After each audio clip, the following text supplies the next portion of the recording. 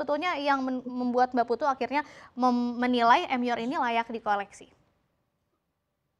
Iya, kalau dari Emil sendiri ini kan sebenarnya dia, 50% ini kan, apa namanya, ada yang, pendapatannya itu kalau kita lihat ada yang dari, ke ekspor juga dan ada yang satu lagi dari domestik. Nah, kalau kita lihat ini sekarang, apa namanya, USD IDR kita nih masih melemah. Jadi, sebenarnya dengan, apa namanya, Mayora ini cukup, menurut kami tuh sangat diuntungkan sekali sih dengan penjualan yang, lumayan banyak, ekspornya. Kita lihat sih seperti itu sih. Oke, jadi, cukup berkontribusi positif gitu ya untuk yang penjualan dari ekspornya.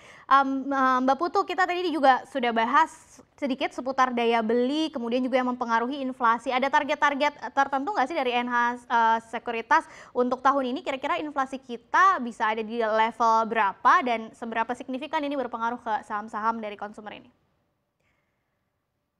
Sebenarnya kalau dari kita sendiri sih, kita sih masih, melihat, range-nya sih masih low ya untuk Mmm. inflasi ini. Karena juga daya belinya sebenarnya juga kalau kita lihat ini, sebenarnya udah recovery tapi masih sangat terbatas sih. Ini yang juga kita masih masih concern ini masih lebih bagus dibandingin dengan tahun sebelumnya. Nah, kalau misalnya yang kita khawatirkan adalah jika inflasinya udah mulai mulai tinggi namun, daya belinya juga masih moderat moderat, ini menurut kami akan mempengaruhi sekali minat dari konsumsi, masyarakat. Dan Mhm. itu akan berat bagi emiten-emiten konsumer sebenarnya. Yang paling terdampak nih ketika nanti ternyata daya belinya masih belum terdongkrak gitu ya, dan mungkin ini perlu jadi perhatian juga buat para sobat cuan supaya tidak dulu masuk ke saham consumer, yang nanti akan berdampak signifikan. Itu kira-kira saham-saham mana aja sih Mbak Putu? Iya, kalau misalnya kita lihat ini, misalnya nih ya, untuk, kalau yang kita notice itu adalah saham-saham dari, industri, rokok ya. Kalau saham-saham dari industri rokok ini kan sebenarnya, lumayan, cukup, sulit ya di tahun ini ya, karena kan, Mhm. apa namanya, tarif cukainya juga meningkat, namun daya belinya juga masih terbatas. Jadi untuk, apa namanya, emiten ini menaikkan, selling price-nya itu juga akan memberatkan bagi konsumen untuk membelinya. Nah, Oke. kalau udah seperti ini akan jadi sentimen yang negatif bagi saham-saham tersebut, seperti itu.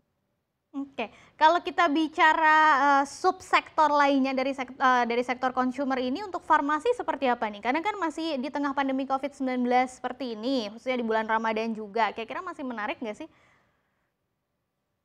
Iya, untuk, farmasi ini sebenarnya, dia juga, so far kalau kita lihat, cukup resilience ya, kalau kita lihat dari financial statement tahun sebelumnya aja selama pandemi mereka masih profit yang, cukup bagus dengan growth yang cukup baik.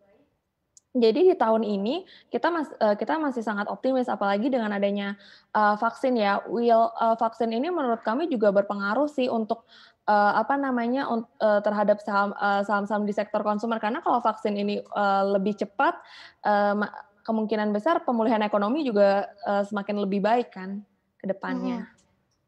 Itu kapan kira-kira momentumnya untuk bisa balik lagi kayak waktu itu kita flashback, pas lagi saham farmasi tuh lagi bergeliat banget gitu ya, tapi kemudian sekarang udah mulai lesu-lesu lagi, momentumnya kapan sih kira-kira saham farmasi bisa bangkit lagi?